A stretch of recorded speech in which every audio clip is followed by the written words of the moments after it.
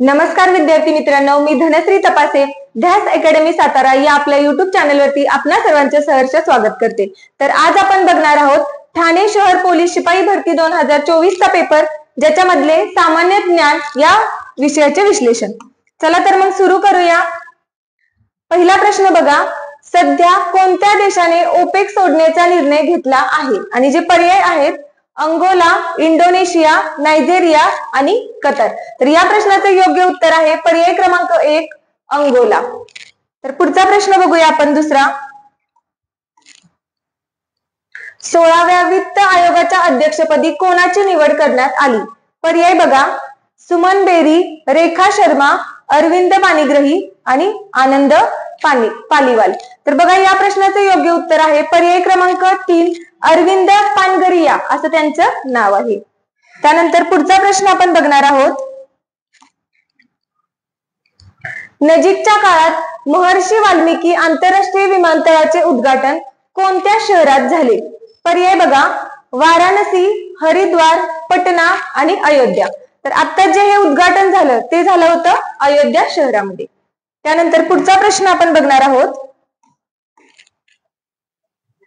सध्या पुढीलपैकी कोणती भाषा अभिजात भाषा म्हणून भारतात ओळखली जात नाही? पर्याय बघूया संस्कृत, कन्नड, तामिळ आणि गुजराती। तर बघा सध्या भारतामध्ये 6 भाषांना अभिजात भाषेचा दर्जा आहे, ज्यापैकी संस्कृत आहे, कन्नड आहे, तामिळ आहे आणि इतर ज्या 3 भाषा आहेत त्या आहेत तेलुगू, मल्याळम आणि उडिया। पण त्यांनी आपल्याला विचारलेलं आहे तर अभिजात भाषेचा दर्जा नसलेली भाषा मग कोणती आहे? गुजराती। त्यानंतर पुढचा प्रश्न आपण बघणार आहोत, अयोध्येतील राम मंदिरातील बालरूपातील रामाची मूर्ती कोणी बनवली आहे? पर्याय बघूया अपूर्व योगीराज, अतुल योगीराज, अरुण योगीराज आणि अनिल योगीराज। तर या प्रश्नाचे योग्य उत्तर आहे अरुण योगीराज। त्यानंतर पुढचा प्रश्न आपण बघणार आहोत, विम्बल्डन 2024 पुरुष एकेरी स्पर्धेतील विजेता खेळाडू कोण आहे? आणि पर्याय बघा Roger Federer, Carlos Alcaraz, Novak जोकोविच आणि राफेल नदाल। तर यापैकी योग्य उत्तर आहे कार्लोस अल्कराज। त्यानंतर पुढचा 7वा प्रश्न आपण बघणार आहोत, ठाणे जिल्ह्याचे विद्यमान पालकमंत्री कोण आहेत? पर्याय बघूया रवींद्र चव्हाण, शंभूराजे देसाई, एकनाथ शिंदे, गणेश नाईक। तर यापैकी जे योग्य उत्तर आहे ते आहे पर्याय क्रमांक 2 शंभूराजे देसाई। पुढचा प्रश्न बघूया, महाराष्ट्राचे सध्याचे राज्यपालाचे नाव काय आहे? तर बघा मी तुम्हाला अगोदर पण सांगितलं आहे, तर बऱ्यापैकी सर्व जिल्ह्यांच्या मध्ये आलेला हा एक कॉमन प्रश्न आहे की महाराष्ट्र राज्याचे सध्याचे राज्यपाल विचारलेले आहेत आणि पर्यायही अगदी तेच देण्यात आलेले आहेत, सीपी राधाकृष्णन, रमेश बैस, भगतसिंग कोश्यारी आणि सी विद्यासागर राव। तर हे जे 3 पर्याय आहेत ते आहेत महाराष्ट्राचे माजी राज्यपाल। मग सध्याचे विद्यमान राज्यपाल आहेत सीपी राधाकृष्णन आणि ते तमिळनाडू या राज्याचे रहिवासी आहेत। त्यानंतर बघा पुढचा प्रश्न आहे, बिमस्टेक या प्रादेशिक संस्थेमध्ये खालीलपैकी कोणत्या देशाचा समावेश होत नाही? पर्याय बघूया भूतान, बांगलादेश, श्रीलंका आणि अफगाणिस्तान। तर बघा बिमस्टेकचे जे संस्थापक सदस्य आहेत ते कसे लक्षात ठेवायचे, बी मध्ये बांगलादेश आणि Bhutan, I for India, M Myanmar, S Sri Lanka आणि टी आहे तो थायलंड। मग राहिला कोणता? फक्त नेपाळ, कारण या संघटनेमध्ये आहेत 7 देश एकूण सदस्य। तर बघा मग आपल्याला विचारलं आहे कोणता सदस्य देश नाही? भूतान आहे, बांगलादेश आहे, श्रीलंका आहे, मग नाहीये कोण? अफगाणिस्तान। त्यानंतर पुढचा प्रश्न बघूया, लक्षद्वीप मध्ये शाखा सुरू करणारी खाजगी क्षेत्रातील पहिली बँक कोणती? पर्याय बघूया ICICI bank, Kotak Mahindra bank, Axis bank आणि एचडीएफसी बँक. तर यापैकी योग्य उत्तर आहे एचडीएफसी बँक. त्यानंतर पुढचा प्रश्न बघूया. महाराष्ट्रातील खालीलपैकी कोणते शहर राष्ट्रीय महामार्ग क्रमांक 65 वरती वसलेले आहे? पर्याय बघा, नाशिक, सांगली, सोलापूर आणि कोल्हापूर. तर हा जो राष्ट्रीय महामार्ग क्रमांक 65 आहे तो बघा महाराष्ट्रातील मुंबई पासून विजयवाड्यापर्यंत जातो. मग यामध्ये ठिकाणं येणारी ठिकाणं बघा, महत्वाचं ठिकाण आहे सोलापूर, हैदराबाद. आपल्याला विचारलेलं आहे महाराष्ट्रातील ठिकाण, त्यामुळे या प्रश्नाचे योग्य उत्तर आहे सोलापूर. त्यानंतर पुढचा 12वा प्रश्न आपण बघणार आहोत.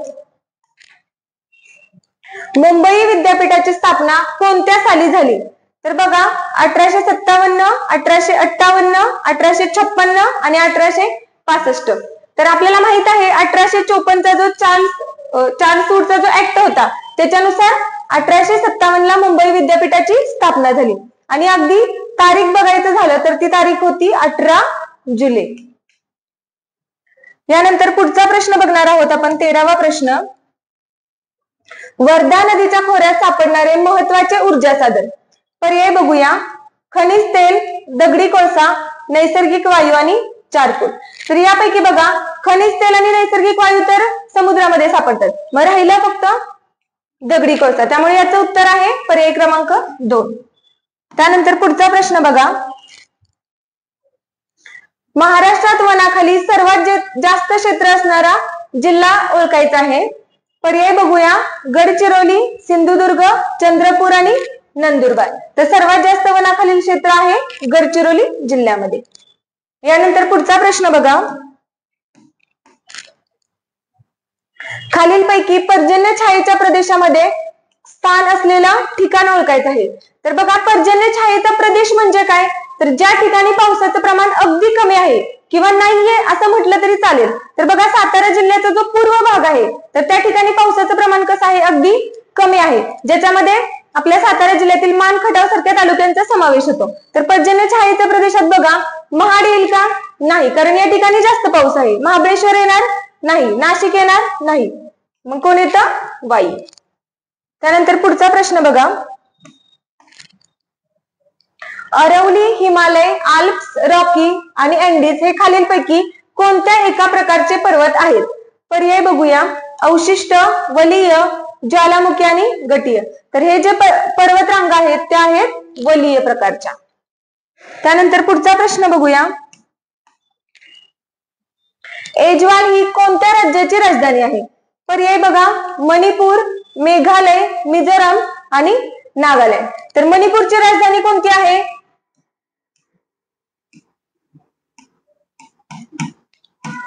मेघालयची शिलाँग आणि नागालँडची कोहिमा. आणि ऐजवाल ही राजधानी आहे मिझोरामची. त्यानंतर पुढचा प्रश्न बघूया. कस्तुरी मांजर महाराष्ट्रात कोणत्या जिल्ह्यात आढळते? पर्याय बघा, रायगड, गोंदिया, वाशिम आणि सोलापूर. तर हे कस्तुरी मांजर आहे ते रायगड जिल्ह्यात आढळते.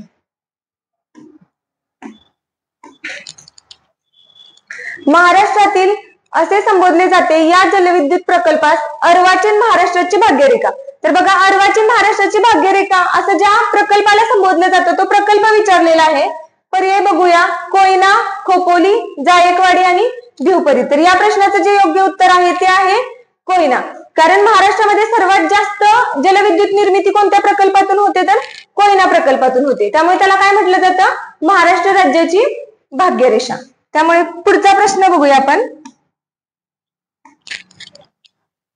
महात्मा ज्योतिबा फुले यांनी विधवा पुनर्विवाह कोणत्या वर्षी घडवून आणला? पर्याय बघा, 1858, 1863, 1864 आणि 1866. तर या प्रश्नाचे योग्य उत्तर आहे 1864.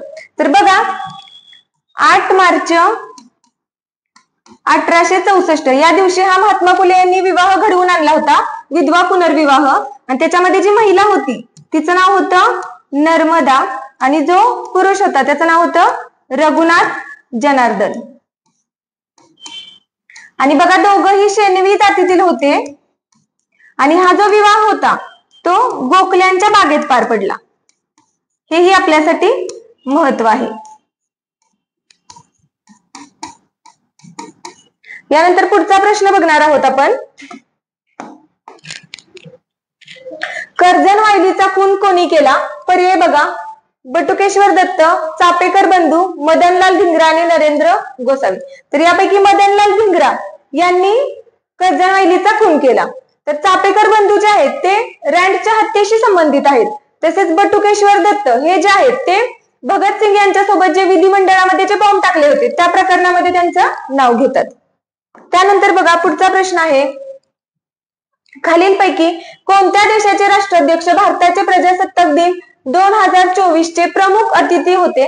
पर्याय बघूया, इराण, इटली, फ्रान्स आणि इंग्लंड. तर 2024 चे जे प्रजासत्ताक दिनाचे जे प्रमुख पाहुणे होते ते होते इमॅन्युएल मॅक्रॉन आणि ते आहेत फ्रान्स या देशाचे. त्यामुळे आपल्या या प्रश्नाचे योग्य उत्तर आहे पर्याय क्रमांक 3, फ्रान्स.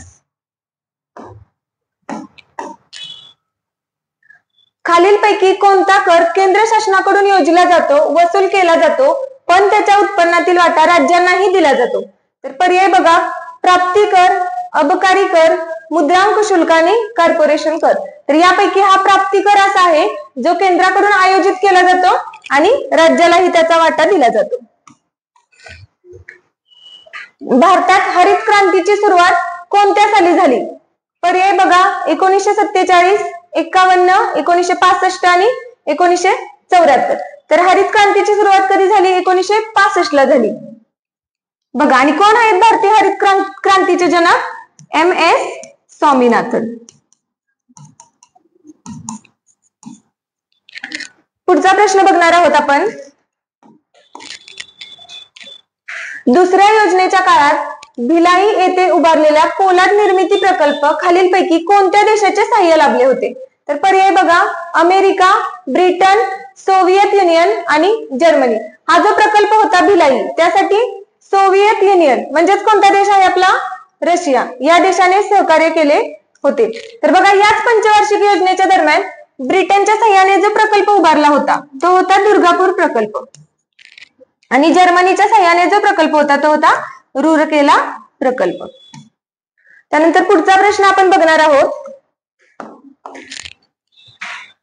शेती व ग्रामीण विकासाची राष्ट्रीय बँक नाबार्डची स्थापना केव्हा झाली? पर्याय बघूया, 12 जुलै 1979, 12 जुलै 1980, 12 जुलै 1981 आणि 12 जुलै 1982. तर या प्रश्नाचे योग्य उत्तर आहे पर्याय क्रमांक 4, 12 जुलै 1982. महाराष्ट्रामध्ये मुख्य कोरडवाहू शेती संशोधन केंद्र खालीलपैकी कोठे कार्यान्वित आहे? पर्याय बघा, मांजरी, नास, मोहोळ आणि सोलापूर.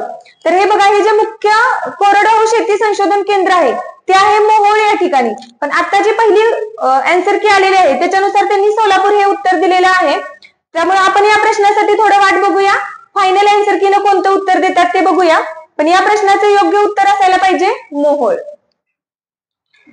त्यानंतर पुढचा प्रश्न आपण बघणार आहोत. महाराष्ट्र औद्योगिक विकास महामंडळ MIDC चे मुख्यालय कुठे आहे? तर बघा, हे जे MIDC चे मुख्यालय आहे ते कुठे आहे? मुंबईला आहे.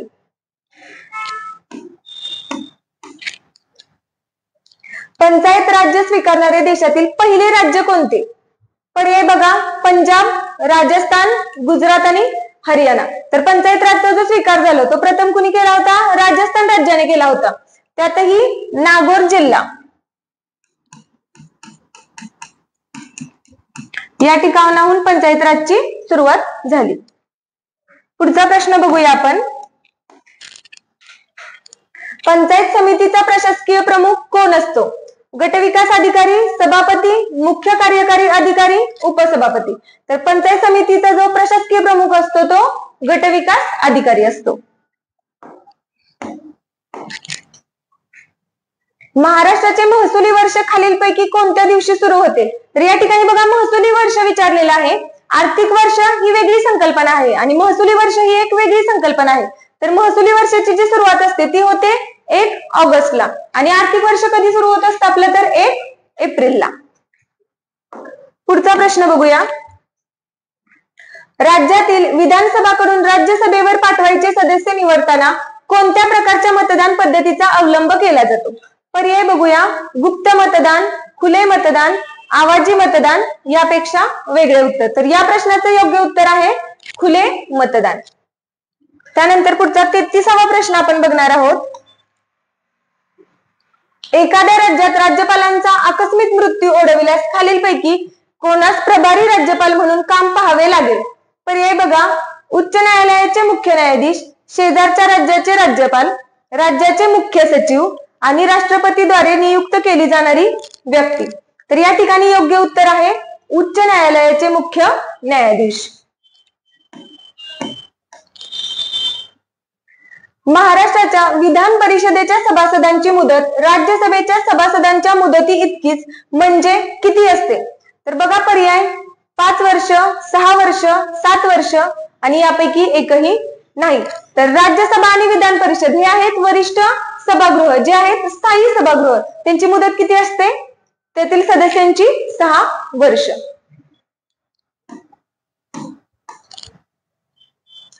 भारताच्या या शेजारी राष्ट्राला समुद्र किनारा नसल्यामुळे बहुतेक विदेशी व्यापार भारतीय प्रदेशातून चालतो. या प्रश्नाचं उत्तर बघा. जर तुम्हाला कन्फर्म माहिती नसतं तरीही तुम्ही सोडवू शकत होता. पर्याय जर बघितले असते, श्रीलंका, श्रीलंकेला समुद्र किनारा आहे त्यामुळे हे असू शकत नाही. पाकिस्तानला समुद्र किनारा आहे, मग हे पर्याय असू शकत नाही. इराण आपल्या शेजारील राष्ट्र नाही, मग राहिलं कोण? नेपाळ. त्यामुळे या प्रश्नाचे योग्य उत्तर आहे पर्याय क्रमांक 4.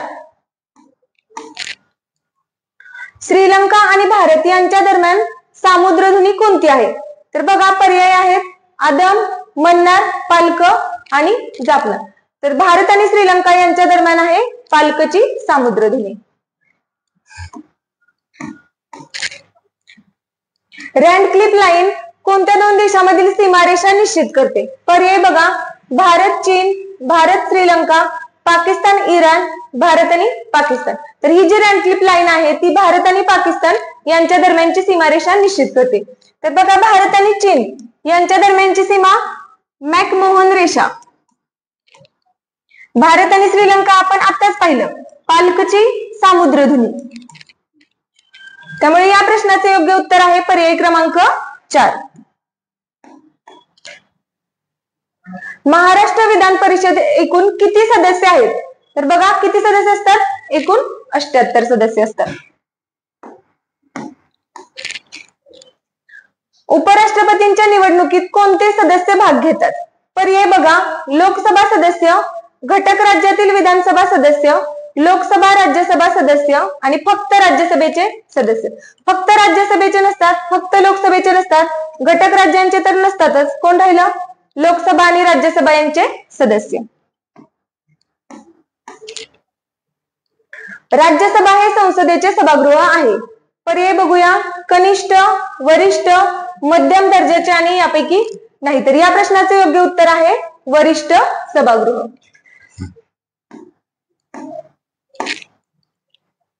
गावाचा विकास आराखडा तयार करण्याची जबाबदारी कोणाची असते?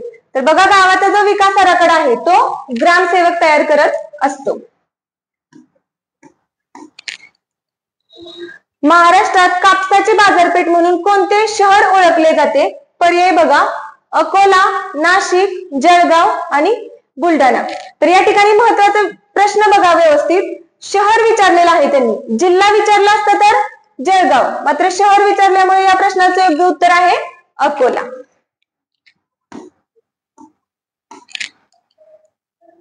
कळसुबाई शिखर हे कोणत्या जिल्ह्यात आहे? पर्याय बघा. रायगड, अहमदनगर, पुणे आणि कोल्हापूर. योग्य उत्तर आहे अहमदनगर जिल्ह्यातलं हे शिखर आहे.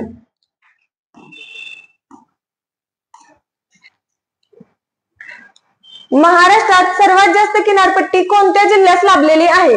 पर्याय बघा. रायगड, मुंबई, रत्नागिरी आणि सिंधुदुर्ग. तर सर्वात जास्त जी किनारपट्टी आहे ती रत्नागिरी जिल्ह्यास लाभलेली आहे आणि ती आहे 237 किलोमीटर. त्यानंतर पुढचा प्रश्न बघूया. ठाणे जिल्ह्यात आढळणारी आदिवासी जमात कोणती? पर्याय बघा, पारधी, वारली, गोंड आणि संताल. तर ठाणे जिल्ह्यामध्ये वारली ही जमात आढळते. 1857च्या उठावामध्ये क्रांतीचे चिन्ह म्हणून कशाचा वापर केला होता? पर्याय बघूया, गुलाबाचे फूल, मशाल, कमळाचे फूल आणि हत्ती. तर या प्रश्नाचं योग्य उत्तर आहे कमळाचे फूल, पर्याय क्रमांक 3.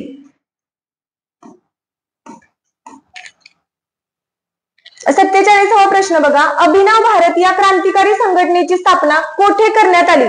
तर बघा पर्याय, नाशिक, पुणे, सातारा आणि मुंबई. तर ही जी अभिनव भारत संघटना होती ती नाशिक या ठिकाणी स्थापन झालेली होती आणि स्वातंत्र्यवीर सावरकर यांनी स्थापन केलेली होती. मित्रमेळा संघटना असेल किंवा अभिनव भारत संघटना यांची स्थापना कुठे झाली होती? तर नाशिक मध्येच झाली होती. 48वा प्रश्न बघा, आद्य क्रांतिकारक म्हणून कोण ओळखले जाते? पर्याय, मंगल पांडे, चंद्रशेखर आझाद, वासुदेव बळवंत फडके आणि खुदीराम बोस. तर आद्य क्रांतिकारक आहेत वासुदेव बळवंत फडके. त्यानंतर 49वा प्रश्न बघूया, डॉक्टर बाबासाहेब आंबेडकर यांचा जन्म कोठे झाला?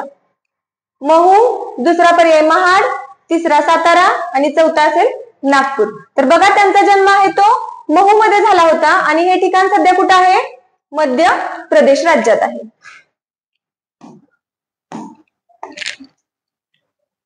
महाराष्ट्राचे बुकर टी वॉशिंग्टन म्हणून कोणास ओळखले जाते? पर्याय बघा, महात्मा फुले, आंबेडकर, धोंडो केशव कर्वे आणि कर्मवीर भाऊराव पाटील. तर या प्रश्नाचं योग्य उत्तर आहे कर्मवीर भाऊराव पाटील. बघा या प्रश्नामध्ये तुम्ही कन्फ्युज झाला असेल कारण तुमच्या वाचनामध्ये हे आले असेल महात्मा ज्योतिबा फुले यांना महाराजा सयाजीराव गायकवाड यांनी हिंदुस्थानचे बुकर टी वॉशिंग्टन म्हटलं होतं. इथला फरक तुम्ही समजून घ्या. हे हिंदुस्थानचे बुकर टी वॉशिंग्टन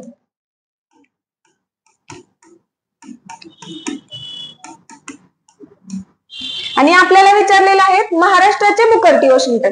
कोण आहेत ते? कर्मवीर भाऊराव पाटील.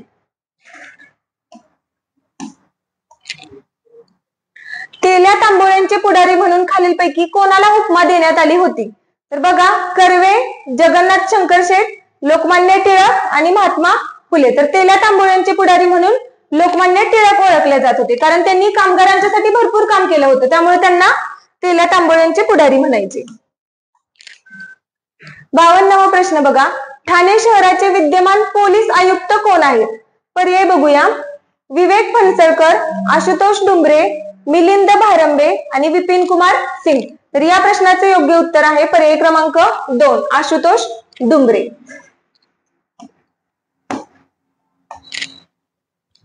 खालीलपैकी भारताचा सर्वोच्च क्रीडा पुरस्कार कोणता? पर्याय, अर्जुन पुरस्कार, द्रोणाचार्य, राजीव गांधी खेलरत्न आणि Chhatrapati.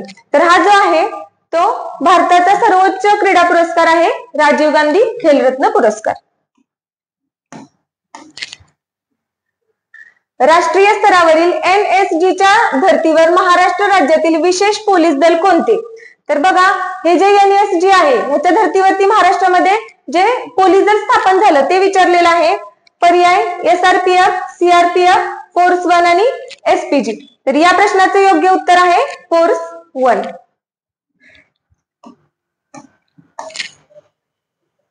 The test of my life हे कोणत्या क्रिकेटपटूचे आत्मचरित्र आहे? तर बघा, या ठिकाणी सचिन तेंडुलकर, युवराज सिंग, हरभजन सिंग आणि महेंद्र धोनी असे पर्याय देण्यात आलेले आहेत. The test of my life हे आहे युवराज सिंग यांचं आत्मचरित्र. तर बघा, महेंद्र सिंग धोनी यांचं जे आत्मचरित्र आहे ते आहे कॅप्टन कूल. त्यानंतर सचिन तेंडुलकर यांचं आहे playing it my way. Playing it my way. आणि हरभजन सिंग यांचा आहे टर्बोनेटर ऑफ टीम.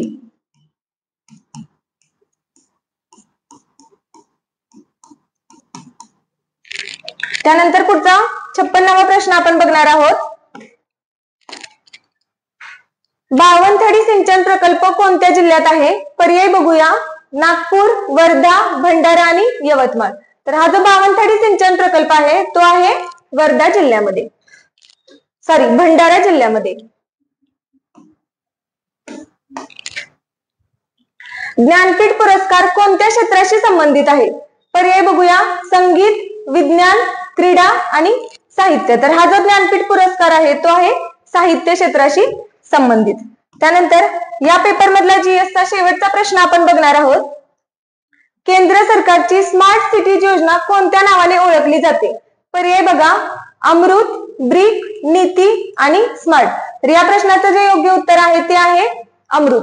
तर बघा आपल्याला माहितीये हा जो नीती आयोग आहे तो योजना आयोगाच्या जागी स्थापन झालेला आहे आणि हे जे स्मार्ट आहे ते शेतकऱ्यांच्यासाठीचं एक पोर्टल आहे. तर या प्रश्नाचं जे योग्य उत्तर आहे ते आहे अमृत. तर बघा या ठिकाणी आज आपण या पेपरच्या जे सामान्य ज्ञान या विषयाचे जे 58 प्रश्न आलेले होते त्या सर्वांचं विश्लेषण आपण पाहिलेलं आहे. अशाच प्रकारे जर इतर जिल्ह्यांचं विश्लेषण तुम्हाला पाहायचं असेल तर आमच्या टेलिग्राम चॅनलला आणि युट्यूब चॅनलला सबस्क्राईब करायला विसरू नका. थँक्यू.